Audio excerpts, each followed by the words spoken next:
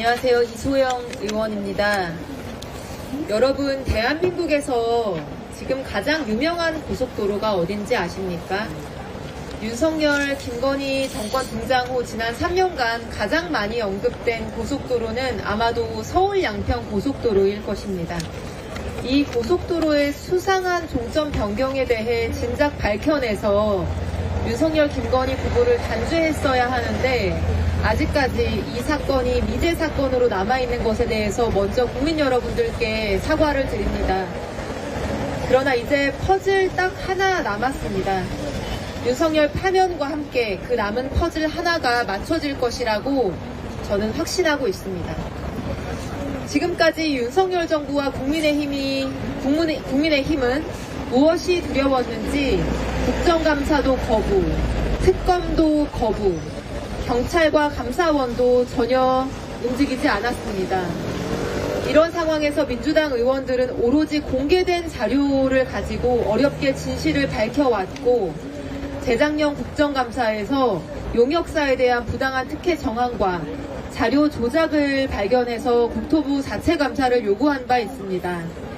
그로부터 1년 반이나 훌쩍 넘은 올해 3월 11일 국토부는 드디어 자체 감사 결과를 발표했습니다.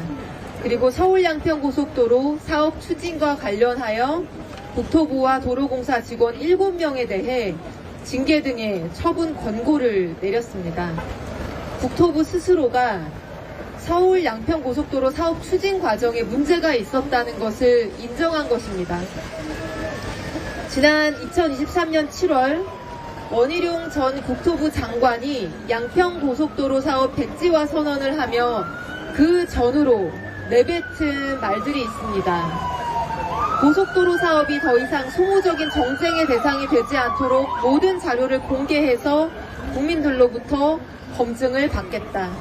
괴담, 거짓 선동에 흔들리거나 타협하지 않겠다. 김 여사가 선산을 옮기지 않는 한, 처분하지 않는 한 민주당의 날파리 선동이 끊이지 않을 것이다. 김 여사에 대한 악마화 선동을 끝까지 하려는 게 지금 민주당의 태도다. 이런 말들이었습니다. 이번 국토부 자체 감사 결과가 중요한 것은 원희룡 장관이 당시에 그토록 당당하게 말했던 주장들을 모두 반박할 수 있는 근거가 되기 때문입니다. 하나씩 짚어보겠습니다.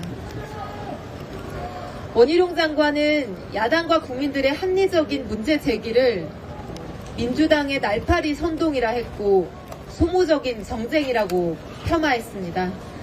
그래서 국토부가 모든 자료를 공개하고 국민들로부터 직접 검증을 받겠다고 큰 소리 친 바 있습니다. 그러나 시작부터 국회와 국민들을 속인 것으로 확인되었습니다. 원희룡 장관이 그토록 자신있게 모든 자료를 공개하겠다고 했던 말은 거짓말이었습니다.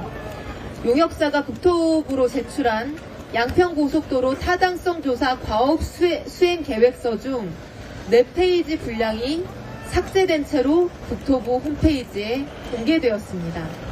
4페이지 분량이 삭제된 채로 국회에 자료가 제출됐고 홈페이지에도 누락되었다는 사실을 국토위 국정감사 중에 동료 의원들이 밝혀냈습니다. 문서의 일부분을 삭제한 조작이 있었던 것입니다. 이번 국토부 자체 감사에서 확인되고 지적된 부분이 바로 이 4페이지에 대한 삭제, 즉 조작입니다. 지워져서는 안 될 문서가 지워졌던 것입니다. 그렇다면 과연 국토부는 무슨 내용이 저 문서에 담겼길래 공무원들이 문서를 삭제하고 공개한 것일까요? 짐작하시는 바와 같이 지워진 문서에는 바로 종점부 위치 변경 검토라는 문구가 있었습니다. 이 판례를 봐주시면 이 페이지는 누가 옆에서 도와주시죠? 네, 이렇게 하겠습니다. 네, 이 페이지는 옆에 들어드릴까요? 네, 괜찮습니다. 이 페이지는 국토부가 홈페이지에 공개하면서 삭제하고 공개한 바로 그 삭제 페이지 중 하나입니다. 여기 보시면 이 왼쪽에 있는 내용은 기존 예타에 담겨 있었던 내용이고 추진 방안이라고 되어 있는 부분은 용역사가 과업수행 계획서에 새롭게 담은 내용입니다. 여기 보시면 종점부 위치 변경 검토라고 하는 내용이 명확하게 기재되어 있습니다. 그런데 국토부는 왜 종점부 위치 변경을 검토한다는 내용을 삭제하려고 했을까요? 누구라도 뭔가 감추고 싶어서 문구를 삭제했다고 생각할 수밖에 없을 것입니다. 종점부에 공사하기 어려운 기술적 문제가 있었다면 기존 종점 부근 다른 위치에 종점을 둘 수도 있었을 것입니다. 그런데 종점 변경을 검토한다는 것 자체가 잘못된 일이 아닌데도 불구하고 또 문서 조작은 언젠가 징계받을 수 있는 문제라는 점을 알면서 이들은 이 페이지를 지웠습니다. 저는 그 이유에 대한 해답을 최근에 종합적으로 또 입체적으로 이해하게 되었습니다. 국토부가 저 문서를 지웠다는 사실을 국회가 최초로 알게 된 시점은 2023년 10월 12일 국토위 국정감사장에서였습니다. 당시 증인으로 나왔던 용역사의 노선 변경 담당 상무가 국토부의 지시를 받고 본인이 문서를 삭제했다고 자백을 했습니다. 그런데 국정감사 직후 민주당 허용 의원실에서 공개한 자료에 따르면 노선을 삭제한 용역사에서 용역 착수 보고를 하기도 전인 2022년 4월 이미 강상면을 종점으로 하는 종점 변경안을 PPT로 작성하고 있음이 드러났습니다. 바로 이 장표인데요. 아까 보여드린 4페이지가 삭제된 사실이 드러난 직후 용역사에서 같은 시기에 내부에서 작성하고 있었던 PPT 슬라이드, 새로운 노선 아닙니다. 여기에 보시면 그냥 종점을 변경한다는 것을 검토한다는 것이 아니라 남양평 IC 가로하고 강상면으로 종점부 변경을 검토한다는 내용이 같은 시기에 작성된 내부 자료에 명확하게 등장해 있습니다. 즉, 용역사가 국토부로 제출한 용역 계획서에는 단순히 종점부 변경을 검토한다고만 되어 있지만 실제로 그 이후에 드러나고 공개된 자료들을 종합해서 보면 용역에 착수하기 전 2022년 4월부터 강상면으로 김건희 여사 일가의 땅이 다 모여있는 강상면으로 종점을 변경하는 것이 내부적으로 확정되어 있었기 때문에 사후에 이 고속도로 종점 변경이 논란이 되고 나서 국토부가 자료를 공개하면서는 문제될 수 있는 종점부 변경 검토라고 하는 내용이 담긴 페이지를 삭제하고 조작했던 것입니다. 바로 이 조작의 내용이 이번 국토부 자체 감사 결과에서 확인되었습니다. 원희룡 장관의 말처럼 이것이 민주당의 거짓 선동이었다면 국토부는 왜 당당하지 못하게 문서를 지웠을까요? 거짓 해명은 국토부와 윤석열 정권이 했던 것이 아닐까요? 지금 돌아보면 원희룡 장관의 과도한 발언과 행동들이 오히려 범인이 죄를 숨기기 위해 했던 과한 제스처가 아닌가라는 합리적 의심이 듭니다. 문서를 지워가면서까지 종점 변경 계획을 감추려고 했다면 도대체 누가, 왜 국토부를 움직여서 종점을 바꾸려고 했을까요? 그 답은 작년 국정감사 때 제가 중요한 자료를 근거로 해서 제시한 결론에서 크게 벗어나지 않을 것이라고 생각합니다. 아까 제가 원희룡 장관이 했던 말을 몇 가지 소개해드렸는데요. 그중 하나, 김 여사가 선산을 옮기지 않는 한, 처분하지 않는 한 민주당의 날파리 선동이 끊이지 않을 것이다 라는 발언이 있었습니다. 그리고 2022년 국정감사에서 원희룡 장관은 김 여사가 보유 중인 땅이 선산이기 때문에 또 비탈진 땅이라서 개발이 어렵다라고 말했습니다. 처분하기 어렵다는 원희룡 장관의 주장은 알고 보니 사실이었습니다. 김 여사 일가가 오랫동안 보유해온 강상면 일대 선산 토지는 개발하기 어려운 위치에 있었기 때문에 매매를 하기가 매우 어려운 힘든 땅이었습니다. 대개 이런 경우에 일반인들은 선산을 처분한다는 생각을 잘 하지 못합니다. 조상 대대로 물려준 땅을 자녀들에게 물려줄 생각을 하지 다른 궁리를 잘 하지 않습니다. 그러나 김건희 일가들은 우리가 잘 아는 바와 같이 보통 분들이 아닙니다. 부동산 개발의 찐 전문가라고 할 수 있습니다.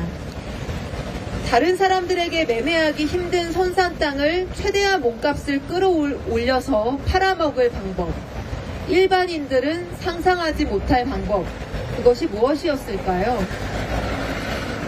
제가 작년 국정감사에서 최종적으로 주장한 바와 같이 바로 그 방법은 토지 보상이었습니다. 대통령의 장모이자 김건희의 모친인 최은순 씨는 이미 토지 보상의 달인으로 알려져 있습니다.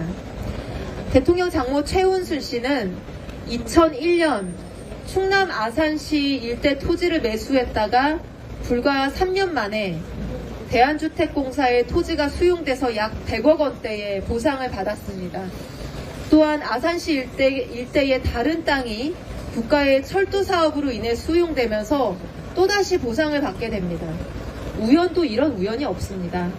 그리고 결정적으로 양평군 강상면 종점 부근에 있는 땅이 2005년에 토지 수용이 되었는데 토지 수용을 미리 알았다는 듯이 수용 직전에 지목 변경과 필지 분할이라고 하는 고도의 전문적인 작업을 통해 땅값을 높였고 높은 값으로 보상을 받은 바 있습니다. 2005년 국토부의 중부 내륙고속도로 건설에 의해 토지가 일부 수용되었던 사건입니다. 자, 토지 보상의 달인. 토지가 보상되길 기다리는 것이 아니라 적극적으로 수용될 토지를 매입하고 용도를 변경해서 땅값을 올려본 유경험자. 오랫동안 처분하기 힘들었던 양평의 선산 땅 근처로 강남으로 가는 고속도로가 생긴다는 기대감. 때마침 사위와 남편이 대한민국의 최고 권력자가 된 시점. 선산 땅뿐만 아니라 양평 일대 보유 중인 김건희 일가의 땅값을 올려줄 절호의 찬스. 이 모든 것의 답은 오로지 하나. 바로 옆 동네에 종점이 생기는 서울 양평 고속도로의 종점을 내 선산 앞으로 지나가게 하는 것. 바로 그것이었을 것입니다. 제가 추적을 해보니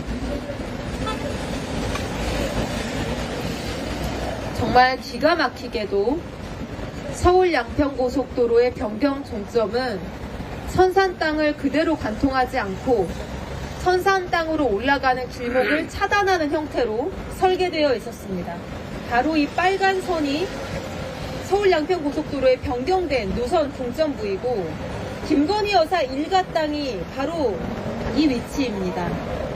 이 김건희 여사 일가 땅으로 들어가게 하기 위해서는 이 하얀색 도로를 지나가지 않을 수 없는데 이 도로를 막아서 이용하지 못하게 되는 위치로 서울 양평 고속도로의 변경 종점이 흘러가게 되어 있었습니다. 대놓고 선산 땅을 지나가기는 두려웠는지도 모르겠지만 돈벌 국민은 다 해놓고 있었던 것 같습니다. 높은 보상을 위한 사전 작업, 지목 변경과 필요한 필지 추가 매입 등은 이미 다 해놓은 상태였습니다. 기존에 사용되던 도로가 끊기게 되면 토지보상법에 따라 보상이 가능하게 되기 때문에 계획대로 양평고속도로가 선산 근처로 가게 되면 또다시 보상을 받고 골치 아픈 선산에서 엑시트를 할 수 있게 되는 것입니다. 이런 식으로 고속도로 건설로 인해 기존에 사용하던 진출입로가 차단되어 부상된 사례가 실제로 존재했고 2018년부터 2024년까지 무려 100억 원 수준의 보상이 이루어지고 있었습니다.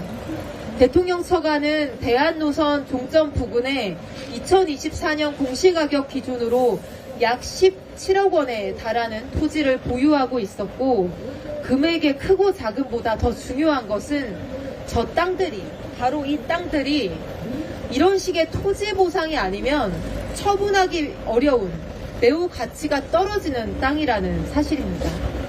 매수자도 없고 세금만 나가는 이 골치 아픈 땅들을 일시에 처분할 수 있는 가장 좋은 방법, 예타가 통과되어 사업 추진이 확정된 서울 양평 고속도로가 양서면이 아니라 강상면, 병산리로 오는 바로 그것이었을 것입니다. 종점을 옮겨야 할 동기가 너무나 명확했다라고 저는 생각합니다. 김 여사에 대한 악마와 선동을 정권 끝까지 하려는 게 지금 민주당의 태도다. 원희룡 장관이 했던 말입니다. 김건희에 대한 악마와 선동을 했던 것인지, 아니면 김건희 일가의 만행을 정확하게 찾아낸 것인지는 이번 파면이 탄핵으로 마무리되고 나면 명확해질 것입니다. 국민들에게 총구를 겨누는 비상계엄을 선포하는 윤석열 정권을 보면서 말도 안 되는 계엄을 하는 사람들이 고속도로 종점 변경 정도는 충분히 할 수 있었겠다는 판단을 저뿐만 아니라 모든 국민들이 하셨을 거라고 생각합니다. 하루속히 탄핵이 되고 정권을 바꿔서 이 사건의 진실을 빨리 밝혀내고 이런 무지막지한 일을 단행한 사람들을 단죄해야 합니다. 감사원도 수사기관도 이 사건에 대해 제대로 된 수사를 하고 있지 않습니다. 탄핵과 정권 교체만이 이 사건의 진실을 밝힐 수 있는 마지막 열쇠라고 저는 확신합니다. 감사합니다. 네.